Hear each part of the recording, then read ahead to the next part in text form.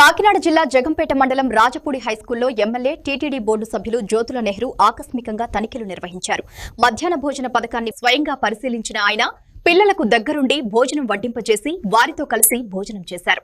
ఈ సందర్భంగా మాట్లాడుతూ ముఖ్యమంత్రి ఆలోచనలతో మంత్రి నారా లోకేష్ ఆదేశాల మేరకు ఈ తనిఖీ చేపట్టినట్లు తెలిపారు. గతంలో విద్యార్థులు భోజనం సరిగా లేదని ఫిర్యాదు చేయడంతో వంట సిబ్బందిని మార్చి ప్రస్తుతం భోజనం నాణ్యత ఎలా ఉందో పరిశీలించామని వెల్లడించారు.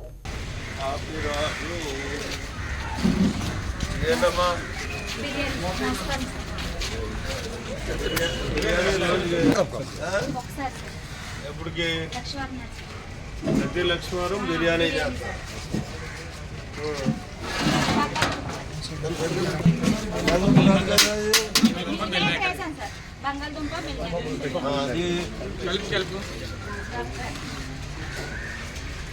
పర్లేదు అలా ఉంటాయి గుడ్లు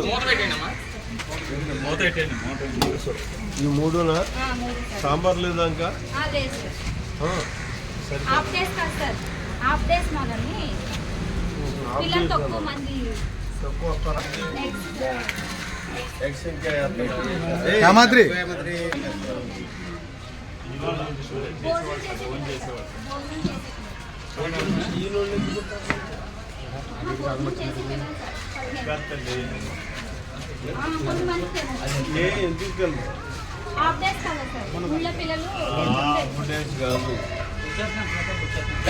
అందరూ తినాలి ఇక్కడ భోజనం.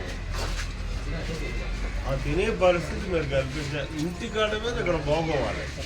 అప్పుడు రాష్ట్ర ప్రభుత్వం ఈ మిడ్ డే మీల్స్ మీద ఒక ప్రత్యేకమైనటువంటి కార్యక్రమాన్ని ఇచ్చి గౌరవ ముఖ్యమంత్రి గారి ఆదేశం ప్రకారం అలాగే విద్యాశాఖ మంత్రి లోకేష్ బాబు యొక్క ఆలోచనలో వచ్చినటువంటి కార్యక్రమం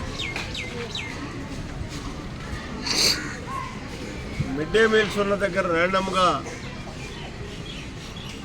పిల్లలతో పాటు కూడా శాసనసభ్యుడు కంపల్సరీ వెళ్ళి వాళ్ళతో భోజనం చేసి అక్కడ ఉన్నటువంటి పరిస్థితుల్ని పరిశీలన చేసి ఏమైనా తేడాపాడాలు ఉంటే సరిదిద్దాల్సినటువంటి అవసరం ఉంది. ఇంకా మంచి విధానంలో భోజనం పెట్టేటటువంటి పిల్లలకి పౌష్టికాహారాన్ని అందించేటటువంటి పరిస్థితులు కల్పించాలి. ఇది పిల్లల యూనిఫామ్ ఎలాగైతే అందరూ తారతమ్యాలు లేకుండా ఒకే యూనిఫామ్ తోటి 540 మంది విద్యార్థులు ఇక్కడ ఉంటే 540 మంది విద్యార్థులు కూడా యూనిఫామ్ ఒకటే వేసుకొని వస్తున్నారు, ఆడపిల్లలు మగపిల్లలు కూడా. అదే విధానంలో 540 మంది కూడా ఇక్కడ భోజనం చేసేటటువంటి విధానంలో భోజనం తయారీ ఉండాలి.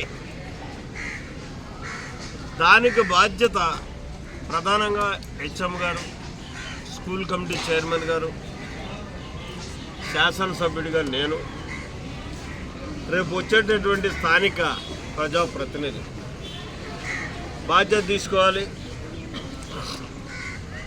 ఇక్కడ ఏదైతే లోకేష్ గారి యొక్క విద్యాశాఖ మంత్రి యొక్క ఆలోచనలు ఉన్నాయో ఆలోచనలకు అనుగుణంగా కానీ ప్రజాప్రతినిధులుగా మనం పనిచేయగలిగితే మంచి పౌష్టికాహారాన్ని పిల్లలకు అందిస్తాం, మంచి విద్యను పిల్లలకు అందిస్తాం. ఇక్కడ ఉన్నటువంటి లోటుపాట్లని మనం ఎప్పుడూ కూడా సరిదిద్ది మంచి విద్యాలయంగా దీన్ని తీర్చిదిద్దడానికి అవకాశం ఉంటుంది. ఉదాహరణకి గ్రామ సర్పంచ్గా ఉన్నటువంటి వ్యక్తి కానీ ఎంపీటీసీలుగా ఉన్నటువంటి వ్యక్తులు కానీ 2 రోజులకో 3 రోజులకో ఒకసారి విద్యా ప్రాంగణంలోకి వచ్చి ఒక మిడ్ డే మీల్స్ని పరిశీలన చేయడమే కాకుండా విద్యార్థులకు ఏ రకంగా చదువులు చెప్తున్నారు, విద్యార్థులకు చదువు చెప్పడమే కాదు